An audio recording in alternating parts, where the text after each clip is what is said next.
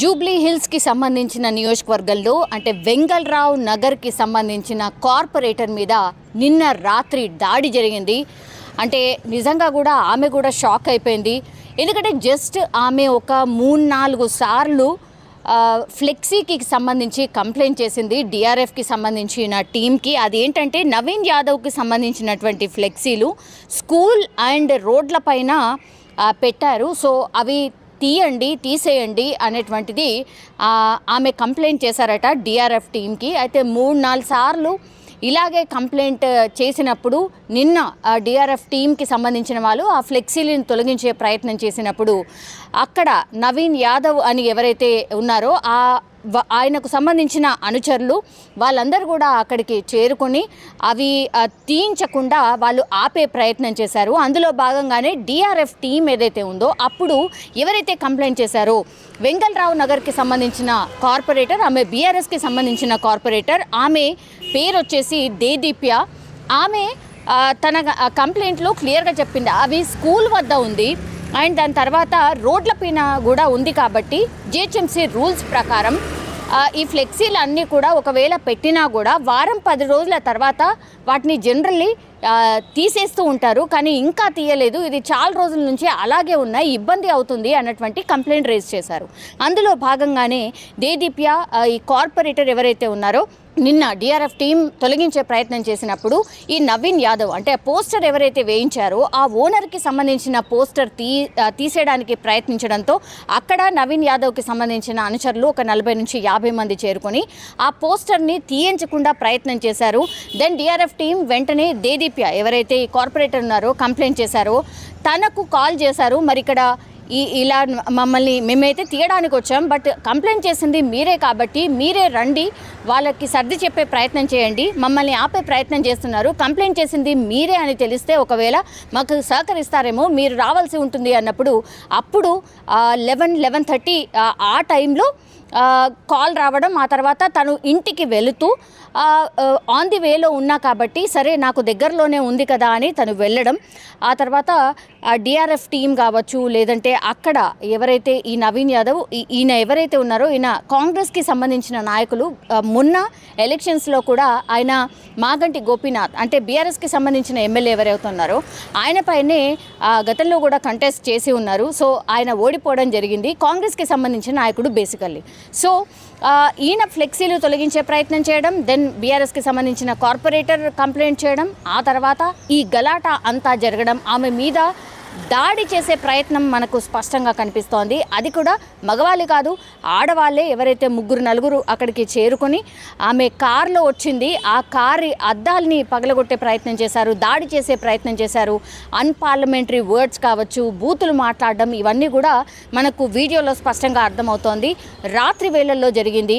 ఈ వీడియో తీస్తుంది ఎవరో కాదు, ఆమె తన మీడియా సమావేశం పెట్టి మాట్లాడినప్పుడు చాలా ఆవేదనగా ఒక రకంగా తను గొంతు వణుకుతూ మాట్లాడిన సిచ్యువేషన్ కనిపిస్తోంది. ఒక ఆడపిల్లగా మహిళగా చూడండి, ఇలా దాడి చేయడం ఏంటి, ప్రజాప్రతినిధిగా కాదు, అసలు నేను చేసింది ఏంటి, నేను జస్ట్ కంప్లైంటే కదా చేశాను, నాతో మాట్లాడొచ్చు కదా, అట్లాంటిది ఇంతమంది ఒకేసారి దాడి చేయడం ఏంటి, అది మహిళల్ని పెట్టి ఘోరంగా మాట్లాడుతూ ఆ తర్వాత చీరలాగే ప్రయత్నం చేశారు, కొంగులాగే ప్రయత్నం చేశారు. నేను ఒక్కదాన్నే ఉన్నాను, నాతో పాటు డ్రైవర్ ఉన్నాడు, అంతే, నేను లోపల నా కార్ని లాక్ చేసి లోపల ఉండే ప్రయత్నం చేసినప్పటికీ కూడా ఎక్కడ వినకుండా ఆ డోర్ లాక్ని కూడా తీయడం, ఆ తర్వాత వాళ్ళు అటాక్ చేయడం, ఇదంతా ఏంటి అని చాలా ఆవేదనగా ఆమె మీడియా సమావేశం పెట్టి మాట్లాడడం జరిగింది. ఒక రకంగా చెప్పాలంటే నిజంగానే ఇట్లాంటి కంప్లైంట్స్ నిజంగా చాలా కామన్గా చాలామంది చేస్తూ ఉంటారు, ఇది రొటీన్లో భాగం. అలా చూడండి తప్పించి మరి ఇంత దారుణంగా దాడి చేయడం ఏంటి, అది కూడా జస్ట్ ఒక ఫ్లెక్సీ కారణంగా ఫ్లెక్సీ తీయమన్నందుకు దాడి చేయడం ఏంటి, ఇది ఎప్పుడూ జరగలేదు గతంలో కూడా. ఒక మహిళ అని కూడా చూడకుండా మహిళలే దాడి చేయడం ఏంటి, చాలా ఘోరంగా బిహేవ్ చేశారు. ప్రజాప్రతినిధి పక్కన పెట్టండి, ఒక మహిళగా అయినా చూడండి, భయంకరంగా మాట్లాడడం, ఆ తర్వాత ఆమె మీద అటాక్ చేయడం, భయంకరంగా మాటలే కాదు, ఆ తర్వాత డోర్ని కొడుతూ ఉన్నారు, మనం క్లియర్గా విజువల్లో చూడొచ్చు. డోర్ ఓపెన్ చేయని అన్నటువంటిది వాళ్ళు మాట్లాడుతున్న మాట కూడా మనకు వినిపిస్తోంది. ఆ తర్వాత ఎలా ఓపెన్ అయిందో ఏంటో తెలియదు. బట్ డోర్ ఒక్కసారి ఓపెన్ చేయగానే మాత్రం ఇద్దరు మహిళలు స్పష్టంగా మనకు వీడియోలో కూడా కనిపిస్తున్నారు. దాడి చేసే ప్రయత్నం చేస్తూ ఉన్నారు. ఆమె అరుస్తోంది, క్లియర్గా మనకు కనిపిస్తోంది ఆ వీడియోలో. తనను పూర్తిగా లాగేయడం, ఆ తర్వాత డ్రైవర్ ఆయన ఒక్కడే ఉన్నాడు కాబట్టి వాళ్ళిద్దరే ఉన్నారు కారులో. వాళ్ళ ఇంటికి వెళ్తున్న క్రమంలో ఇది జరిగింది. కాల్ రాగానే తను అక్కడికి వెళ్ళింది. సో ఇంకా ప్రొటెక్ట్ చేయడానికి కూడా ఆమెకు ఆస్కారం లేకుండా పోయింది. బట్ తను ఈరోజు ఆవేదనగా మాట్లాడుతున్నప్పుడు ఒకటే చెప్పింది, ఇట్లా దాడులైతే మేము గతంలో ఎప్పుడు చూడలేదు. ఇట్లాంటి దాడులు చేయడం కూడా అసలే మంచిది కాదు.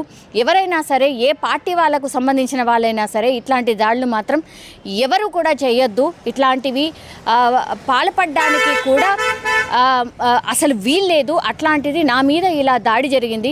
చాలా భయంతో అండ్ చాలా ఆవేదనతో నేను ఈ మాట చెప్తున్నాను.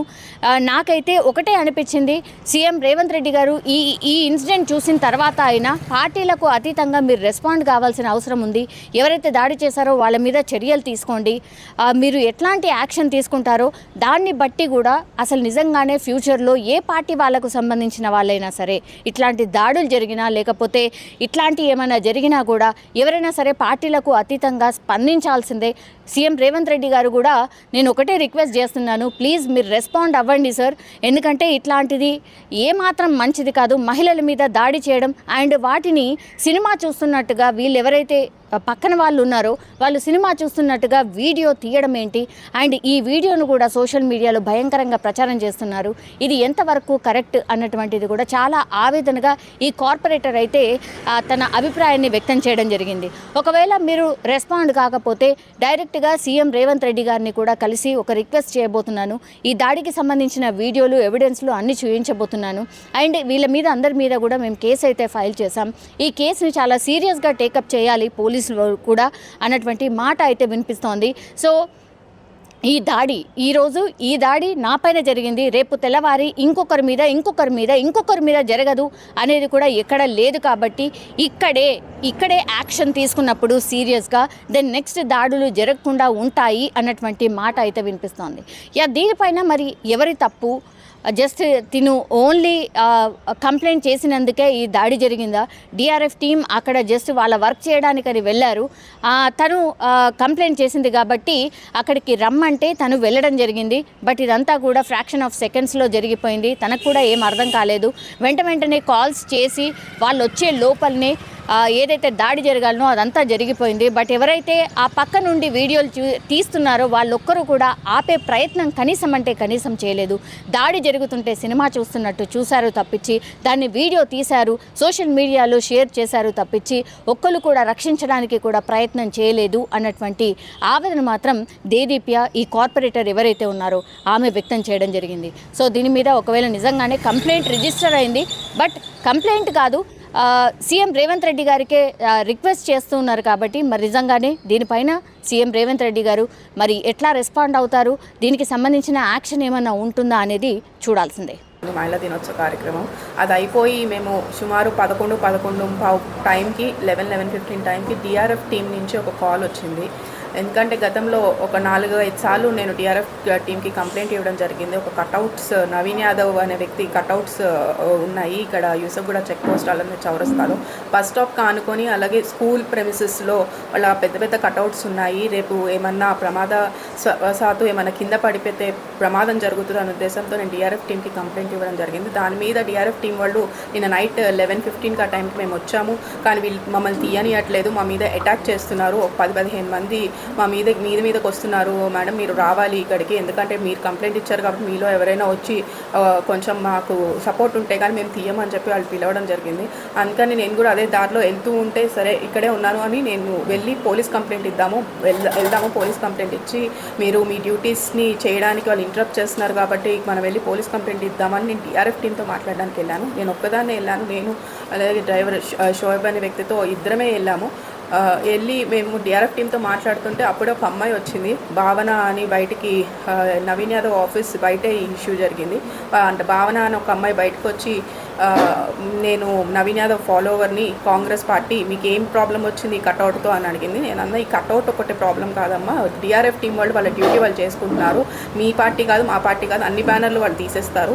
ప్రోగ్రామ్ అయిన 1 వీక్కో 10 డేస్కో జిహెచ్ఎంసీ బ్యానర్స్ తీసేస్తుంది, అది వాళ్ళ డ్యూటీని ఇంటరప్ట్ చేయడం కాదు. అక్కడికి వెళ్ళేసరికి సినారియో డిఫరెంట్గా ఉంది. ఒక 40-50 మంది వెంకట్ యాదవ్ బయటే నుంచి 40-50 మందితో నుంచుని ఉన్నాడు, డిఆర్ఎఫ్ టీంతో ఆర్గ్యుమెంట్ చేస్తూ ఉన్నాడు. నేను వాళ్ళని స్టాఫ్ని పదండి మనం పోలీస్ కంప్లైంట్ ఇద్దామని చెప్పి నేను వాళ్ళతో మాట్లాడుతుంటే ఈలోపు ఆ అమ్మాయి వచ్చి కొంచెం అగ్రెసివ్గా బిహేవ్ చేసి, ఇప్పుడు మీరు తీస్తే మేము రేపు ఇంకొకటి పెడతాము, మీరు ఏం ఆపుతారు, ఇది మా అధికారము, మా అధికారం నడుస్తుంది, మేము కాంగ్రెస్ రూలింగ్ గవర్నమెంట్ నడుస్తుంది, మీరు ఏం చేయగలరు అన్నట్టు అమ్మాయి చాలా అగ్రెసివ్గా మాట్లాడడం స్టార్ట్ చేసింది. ఈలోపు ఇంకొక 2-3 లేడీస్ వచ్చారు, ఫుల్ తాగేసి కావాలని వెంకట్ యాదవ్ అక్కడి నుంచే 4-5 లేడీస్ని పంపించడం జరిగింది. తాగేసి వచ్చి బూతులు మాట్లాడడం మొదలుపెట్టింది. ఇమీడియట్గా బూతులు మాట్లాడుతుంటే నేను మిర్రర్ లిఫ్ట్ చేసేసి పోలీసులకి ఫోన్ చేస్తూ ఉన్నా, ఇక్కడ గొడవ అవుతుంది, పెట్రోలింగ్ పంపించండి అని చెప్పి.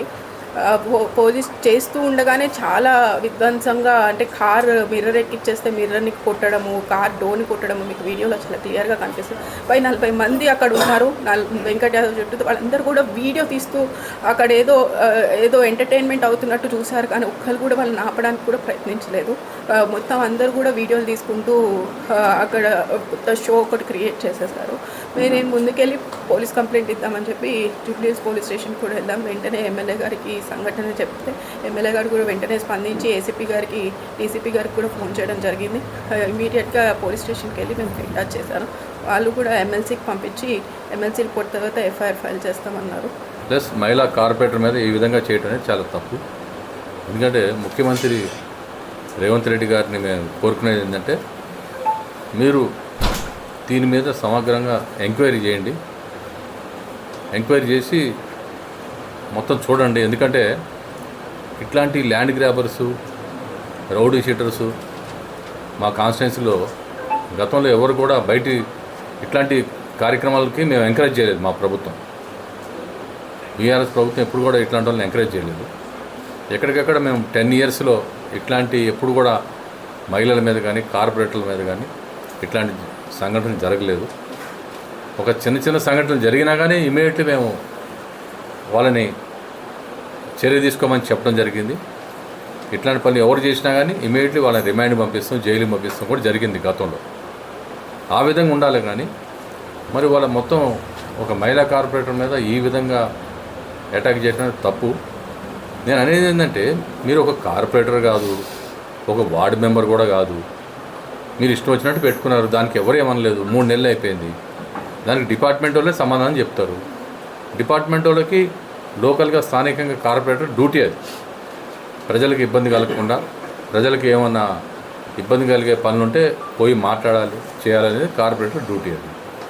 ఇది డిపార్ట్మెంటు కార్పొరేటర్కి సంబంధించిన ఇష్యూలో వీళ్ళు ఎందుకు ఇన్వాల్వ్ అవుతారు? వాళ్ళకి నిజంగా ఉండాలంటే మీరు కూడా పోయి కంప్లైంట్ ఇవ్వండి.